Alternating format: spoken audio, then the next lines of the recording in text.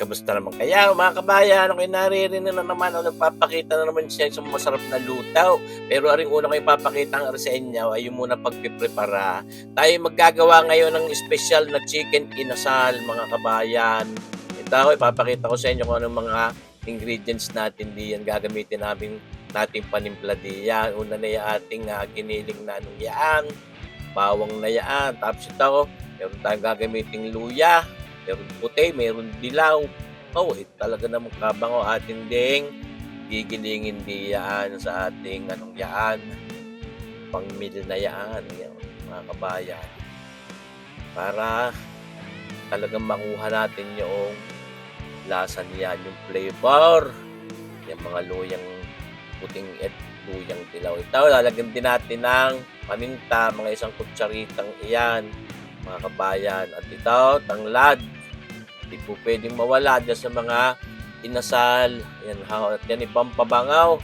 Lemongrass. Yan, tanglad na yan. Bukod sa lemongrass, lalagyan din natin ng paasim na karikit. Yan mismong lemon na iyan, mga kabayan. Bango-bangaw.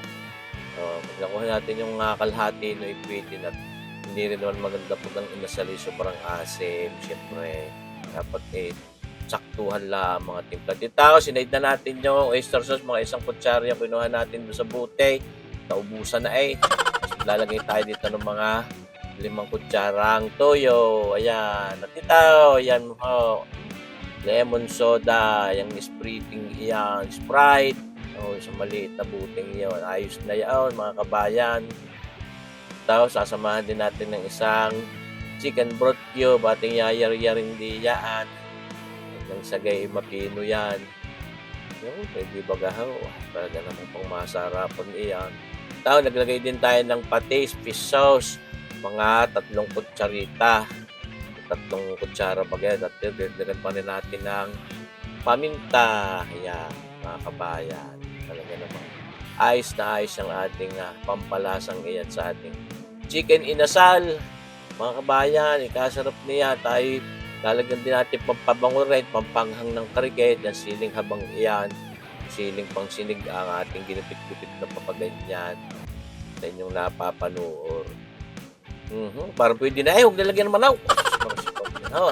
Niluglugan ng karikit na tubig yung buti nung ating oyster sauce at para masair natin, sayang pampasarap din ang lasa. Dito din ating ipaglalagay diyan yung ating mga piyesa ng manok na yan. Chicken breast, ayan.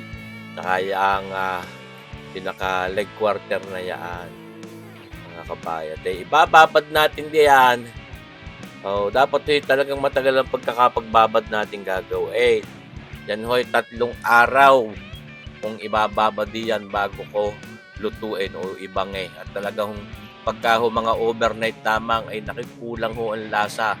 Ang sarap ng ating inasal. Kahit ating babalutin din ng cling wrap na papagayaan nang hindi sumingaw yung ating essence ng ating mga pinaglalagay na panimpla, yung ating flavor na yan, talagang manuot diyan sa mga piraso ng manok na yan, mga pitsaw at saka yung mga hita-hitang iyan.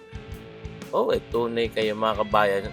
Uulitin ka yan ay kung maaari pinakamahinay 3 araw nakababad na marinate natin bago ibangay. At dapat talaga ibabangay natin sa sa uling. Hindi po pwedeng basta ipiprito lang, sayang ang inyong effort pagka ipiprito lang yan. Ayos na yan mga kabayan. At ito, pagkalipas ng 3 araw po, tayo nagpapabaga na at ng maluto na yan, mga kabayan. Ito na para nakakapaglaway na agad bago pa lang nakikita yan bubuklatin na natin yan. Makalipas ang 3 araw, kita nyo na itsura yan. Talagang babad na babad bago mag 3 araw. Yung mga na 2 araw ay aking binaliktad yun, mga kabay, para yung mga nasa ilalim ay mapapunta sa ibabaw at talagang pantay na pantay ang lasa ng ating mga chicken na legs at breast. Yung ating chicken inasal special na timplada ni Kabayan Sir Boyet. Sana maibigan nyo din gayanin yung ating mga ginamit na panimplang yun. At sinasabi ko sa inyo, yung mapapahiya sa inyo. Diyan ho, hindi po pwedeng basta ipiprito laang o i-grill sa mga electric griller. Dapat yung mismong iyan, meron hong smoky flavor. Kung hindi, ay naku, hindi ho kumpleto ang sarap ng chicken inasal na yan, mga kabayan. Yan ho, dapat ho talaga ibabangay, iihawin, i-grill, o susugba yung ating chicken inasal. Naku, talaga hong napakasarap niyan. Ako yung nakapaggawa na rin ng chicken oil na gagamitin din natin yan, ating hinahaplas diyan. Sa totoo lang, ako yung nagpatulong sa aking pangatlong anak na si Rodney sa paggawa niya.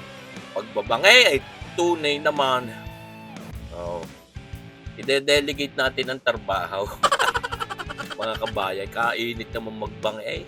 Yun ho, ating binabalik-balik din ang papagay at ang sagay ay balanseho ang pagkakapagbangay natin niyang ating inasal na yan. Sos marsipaw tawarin. Oh, di ba mga kabayan?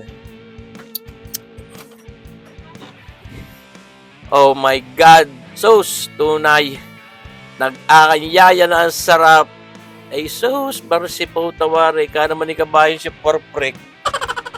My goodness. Oh, di ba mga kabayan? Ay, kaganda na ng itsura, paganda ng itsura. Mga kabayang iyan, oh. Sos, ito na ay. Pagkagarin naman ng iyong ipang-uulam, marihahapunanin namin.